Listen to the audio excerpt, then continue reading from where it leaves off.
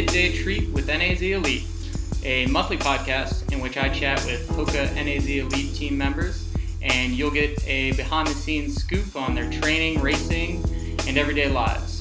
I'm your host, Eric Senseman. You can find our monthly podcast on SoundCloud by searching Hoka NAZ Elite, and you can learn more about the faces behind the team by visiting their website, nazelite.com, their Facebook page, Northern Arizona Elite, or their Instagram and Twitter, both at NAZ_Elite.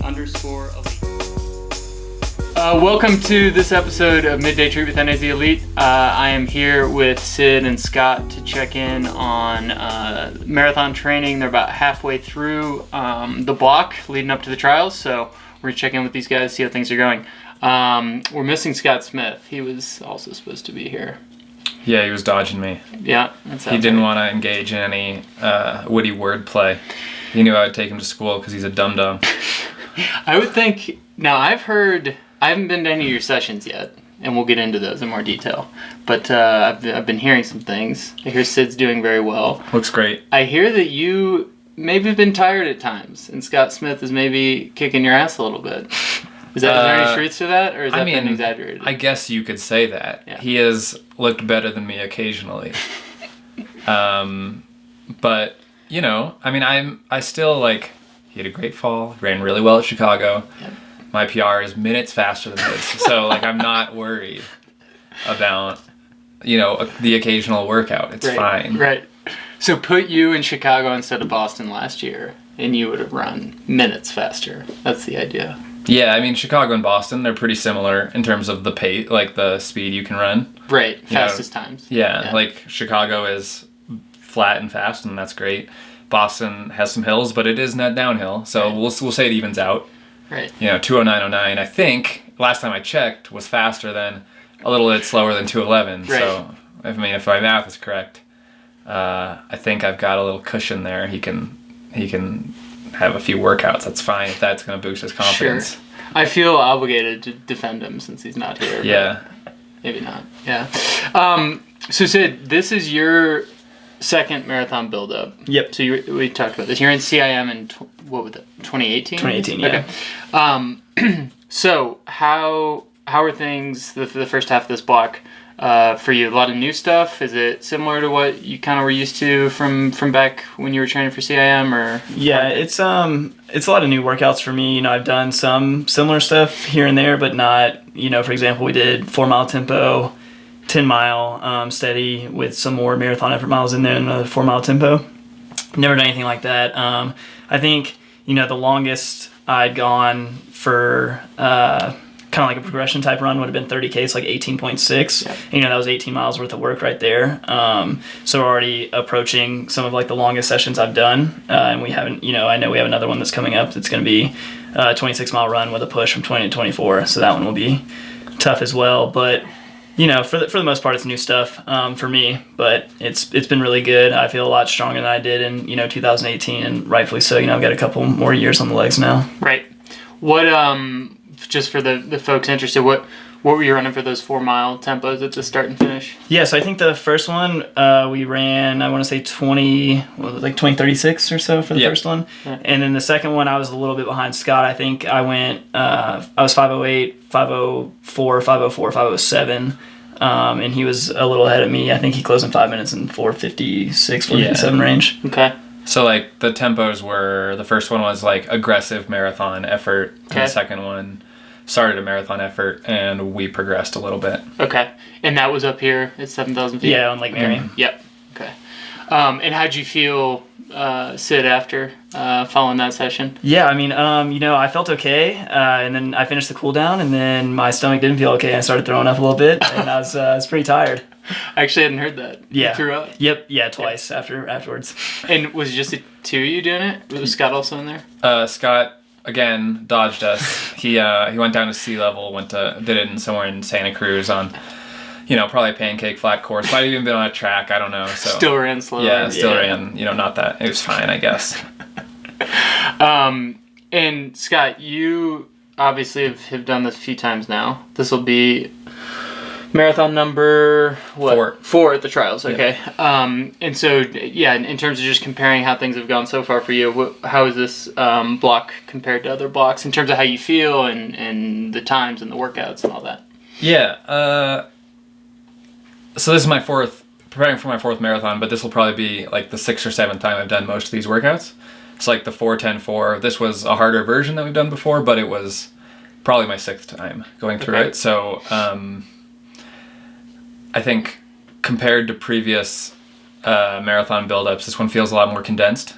I feel worse right now. I think the mileage is a little bit higher, but I think it's going well. It's just hard to see that right now, and it's been hard to see, I guess, a little bit. It's been hard to see like the progress and the these workouts that I've used as benchmarks in the past. They're not converting as well because we've been doing them on very hilly things. They're not gimmies by any means, and in the context of the whole segment, they're like stacked one on top of the other, as opposed to kind of being spaced out a little bit more, where you could prepare a little bit more mentally and physically for that one workout. So I think in terms of like the objective results, this segment probably doesn't look as sexy on paper, but I think we're probably in a better place than we were 7 weeks out from like Boston. Maybe the same place, and definitely better than either of the marathons before. Miles ahead, higher mileage. The workouts have been stacked right on top of each other, and they've pretty much gone well across the board. The body feels better, like it's heavy and tired, but there's no sort of like problem spots or things that are bordering on injuries. So I think we're in a good spot. When it comes to comparing segments, it's hard not to, I guess, right? Mm-hmm. To kind of look back at stuff you've done before and say, well, how's that compared to now? Does I guess for both of you guys, how do you seem like you're in a good place, Scott, mentally, with like you're okay if it's not as fast as maybe last time or whatever. So how do you kind of compartmentalize or like convince yourself that things are going well? I think everyone kind of struggles with that, right, when they're getting ready for their marathons. I think generally I'm pretty optimistic, so I can take these and like I've done well enough in the past where like I know it's going to be there. Like I have faith that like my ability is such that these workouts, not that they don't matter by any means, but like they're not like be all end alls. Like I know I'm going to be there in the race. I'm good at racing.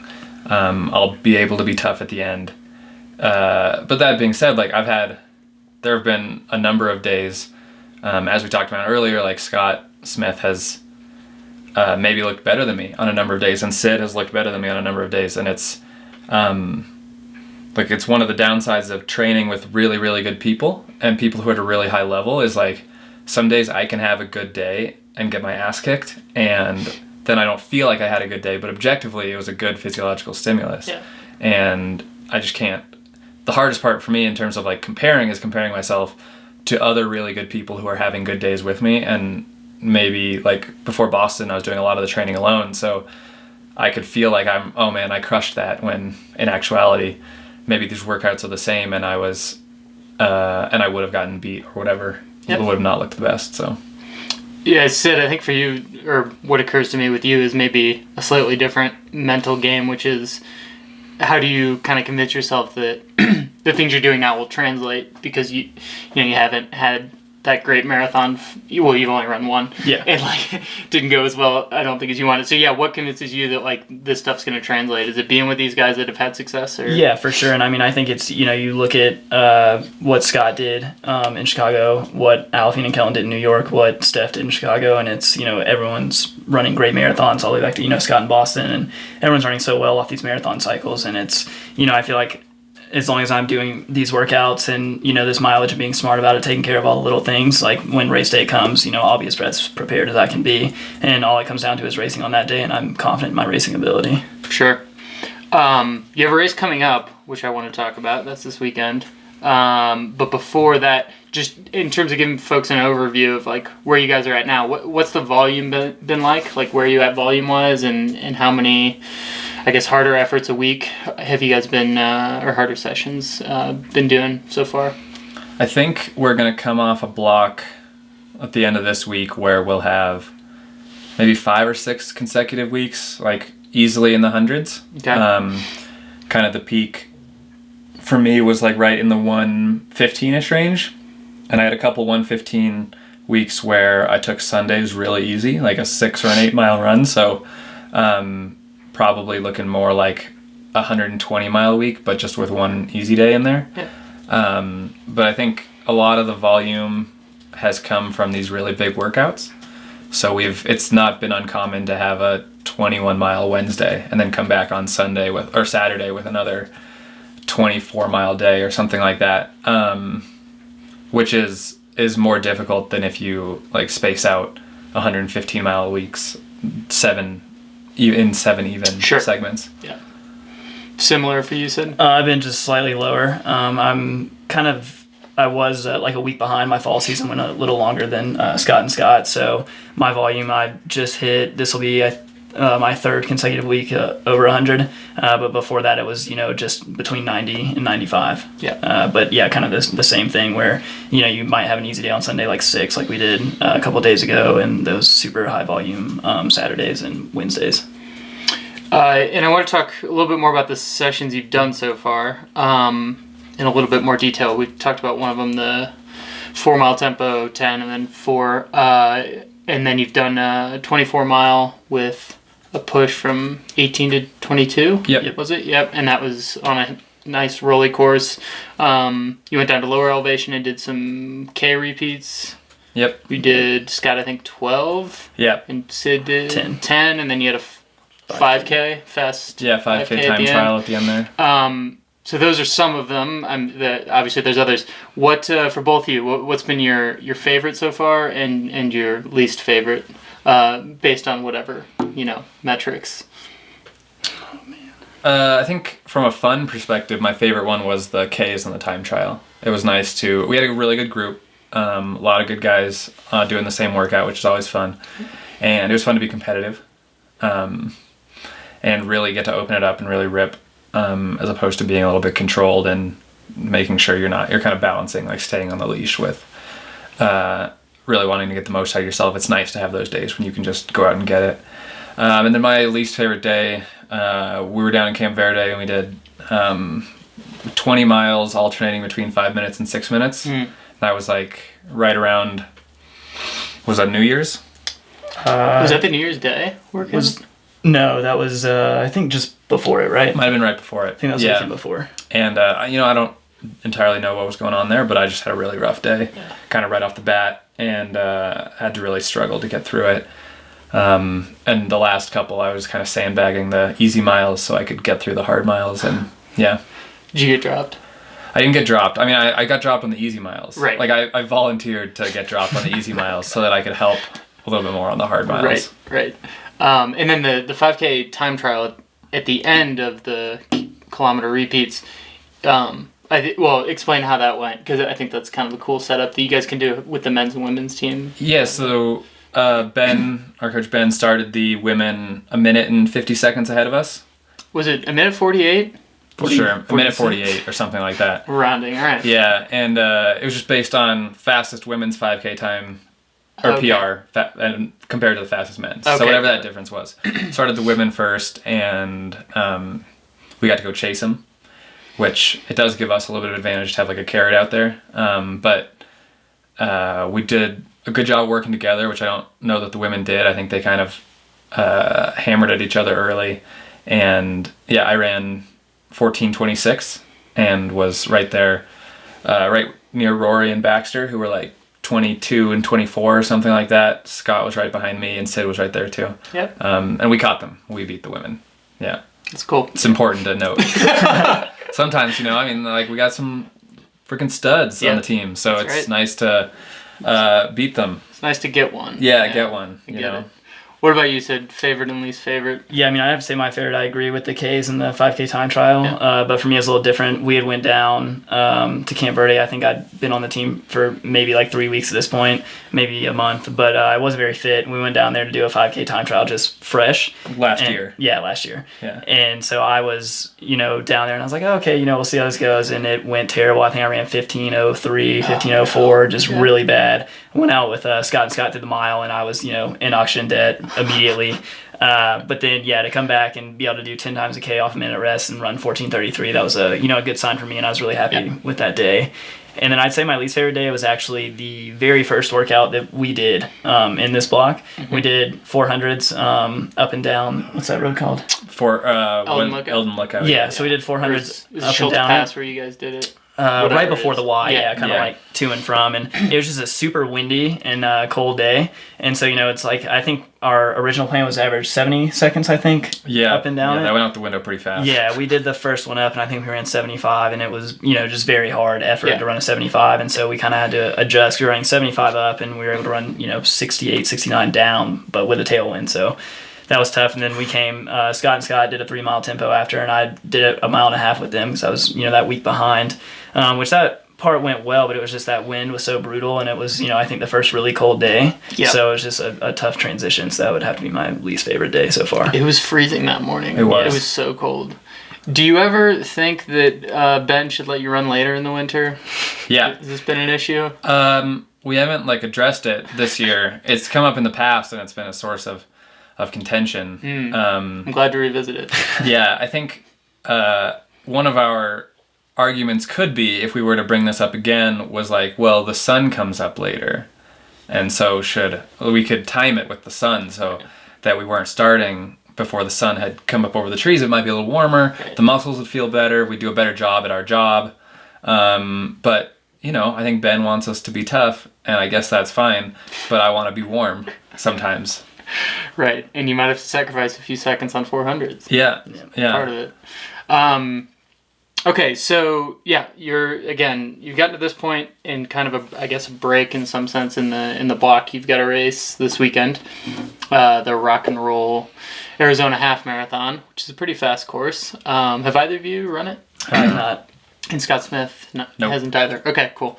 And so talk to me about, I don't know, what you're excited about, what you're going to do out there, how that's going to go. It'll be nice to go down to sea level and it'll be a little bit nicer weather, and it'll be nice to compete. I don't know that we're not tapering really for it. We've got 15 by a mile on Wednesday and then the race on Sunday, so I don't know that our legs will be good enough to really go out and push and look for a lifetime best or something like that, but it'll be nice to compete. It looks like there's going to be a good field, and it looks like a course that'll be fine. Nothing is too crazy about it. So, yeah. And I think I was talking to Ben, so it sounds like kind of the later miles you'll be able to push a little bit, or that's the idea. Yeah. It's always kind of a crapshoot 9 or 10 miles into a half marathon, particularly. It's also a crapshoot when you're running 105, 110 miles a week, right, whether you're going to be able to shift gears. So it'll kind of depend on what some other guys do. I think for me, at least, if they're pushing a little bit earlier, I'd kind of like to go with them and just race, not worry too much about which miles we're hammering and which miles we're supposed to be relaxing on, and just get out of my own way and kind of do my thing. As you've probably looked at the course profile. A little bit, yeah. You get a very nice downhill on the last, 5K. So that definitely helps with running faster at the end. I think it's the last 2 miles.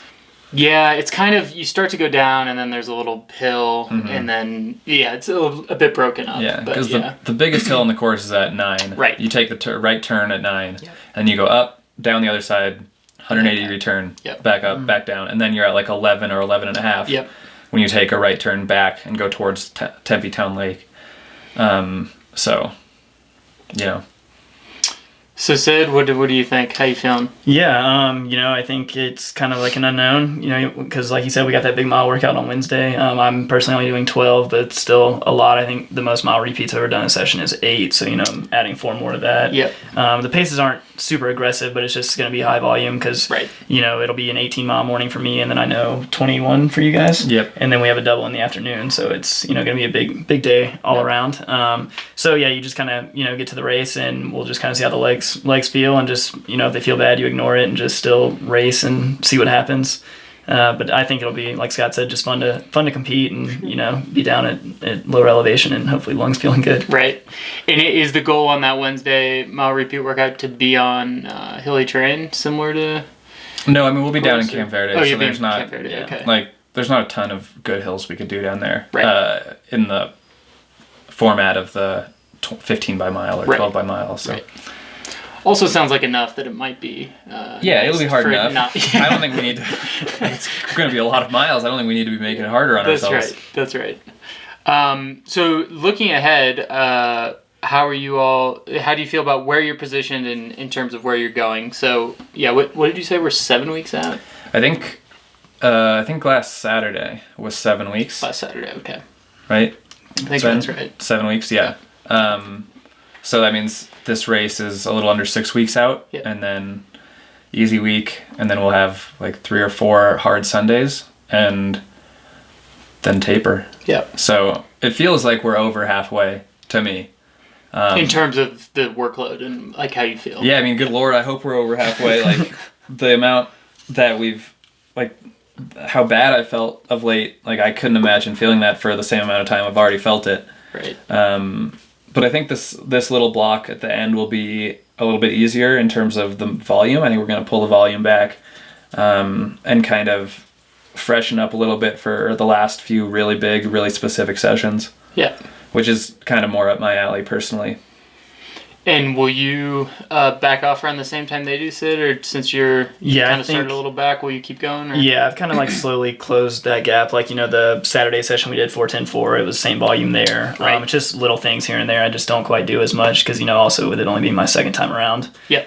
Doing the marathon cycle, we're just making sure not to overdo it. Sure. But yeah, I'll probably, take the down week after this weekend and then a few more hard weeks and then taper. Yeah. And since Scott avoided us, I guess we'll get a little bit more in on him. How do you think he's doing with how many times has he done this now? Will this be his 9th marathon? Probably, yeah, just about. Right? Yeah. I think it might be. Yeah. Does it seem like he's handling it well to you two? Yeah, I mean, I think he's looked good. He looked really, really good getting ready for Boston in 2018. And I think he looks just as good. I think he's looked awesome. And the thing about Scott too, since one of the reasons he's been through this so many times is he doesn't have to look awesome in training in order to look awesome on the race. My first marathon, when we ran Frankfurt together, he looked like dog shit the whole block, just terrible. Barely finished a workout. I mean, I'm not exaggerating. He finished maybe a handful of workouts. Right. And ran a 2.5 minute PR. Yep. So, and was the fastest of the three of you. He beat me. I mean, it was my debut. We don't want to I think he's only beat me by a few seconds. That's right. First time I've ever done it. He had done it 6 times. I think I had a probably better day. It's no big deal. We don't have to get into it. But since he has that sort of lifetime of volume, right, and especially coming off of a big day this fall in Chicago, he has a little bit more lifetime mileage to play with. But I think he's looked awesome. I think he's looked really good. And what about quickly, we don't have to walk through everybody in great detail, but how have you felt the ladies have been looking? Most of the workouts you're obviously in the same spot around the same time, so I don't know if you have a good sense of it, but it seem like things are going well. Yeah, they all seem to be looking really well, all crushing it. Just hitting all the workouts for the most part. They get ahead here and there too, so they look really good. Is it similar to you guys where people are having good days on different days and people are getting their ass kicked on other days and that kind of changes depending on the day? Yeah, I think so. Yeah. Obviously, Alafine is so physically gifted that it is hard. She's been looking really strong. Yeah. That being said, Kellen and Steph are on her heels, and I think since they've been through this a lot more times, they kind of maybe know their bodies and when to push and when not to push a little bit. Yeah. better, but I think they've all looked awesome. Yeah. Yeah. And for those watching on the video, they can see your appearance, but the folks on the podcast wouldn't. You have a beard, Scott. Well, I have something resembling a beard. Something resembling a beard. Sid, you're clean shaven. Yeah, you know, don't grow much. The baby face look is. Are you preparing your looks for the trials, or what's going on there? It's been cold. This is more of a warmth mechanism as opposed to a style.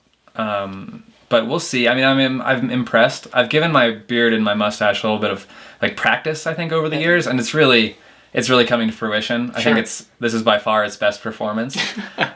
Still patchy. It still has work to do, but we'll see. I mean, I know it's, I haven't made a decision on what we're going to do this Saturday. Sure.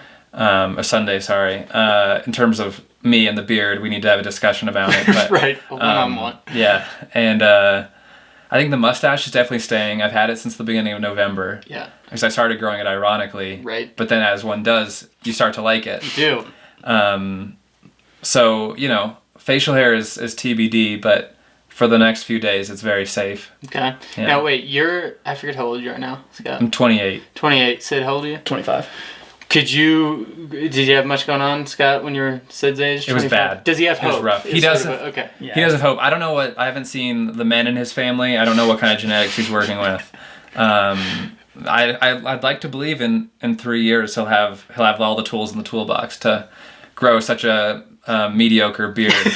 Can only hope, You can only hope. It's rough. I thought about doing the same thing for warmth, but then I quickly realized that 10 chin hair is probably what I'm really going to do much, so I should just get rid of them. All right, well, we'll see how it plays out. Guys, thanks for joining the podcast to update us on how things are going. Thanks, Senseman. Appreciate it. Thanks for having us. Yep.